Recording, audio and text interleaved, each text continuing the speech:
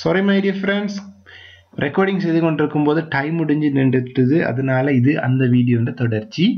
மேலும் உதாரணங்கள் பார்க்கலாம். மேலும் சில பன்மை வடிவங்களை பார்க்கலாம். உயிரெழுத்து அதாவது வவல் மாற்றத்தின் மூலம் சில ஒருமை பெயர்ச்சொற்கள் பன்மையாக்கப்படுகிறது. உதாரணத்துக்கு tooth, foot, man, woman, mouse, goose அப்படின்ற இந்த 5-6 சொற்களும் எப்படி நடுவில் இருக்கிற ஓவெல்லாம் ஈயா மாறப்போகுது. அதாவது அந்த வவல்ஸை மாற்றத்தால சில விஷயங்களை பன்மையாக்கலாம், சில பெயர்ச்சொற்களை பன்மையாக்கலாம்.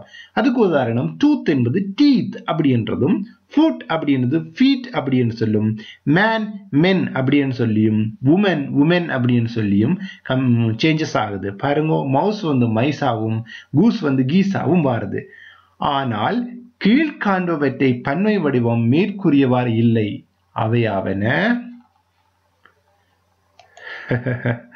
என்னடா குழப்பறான் அப்படின்னு பாக்குறீங்க. மங்கூஸ், மங்கீஸ் அப்படின்லாம் வராது, அது மங்கூசஸ் அப்படின்னு தான் வரும். ஜெர்மன், ஜெர்மன்ஸ் அப்படின்னு தான் வரும். ஓகே, இதுக்கான உதாரணங்களை நீங்க இதுலயே பார்க்கலாம் வடிவா.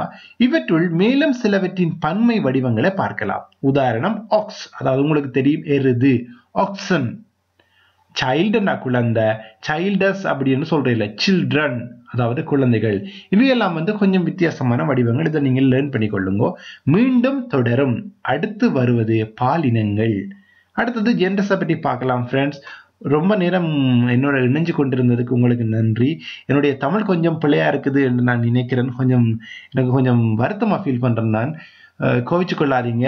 அடுத்த வீடியோல இன்னும் கொஞ்சம் எனர்ஜெட்டிக்கா நான் உங்களோட கதைக்கிறேன். நன்றி, வணக்கம். தொடர்ந்து இணைந்திருங்கள்.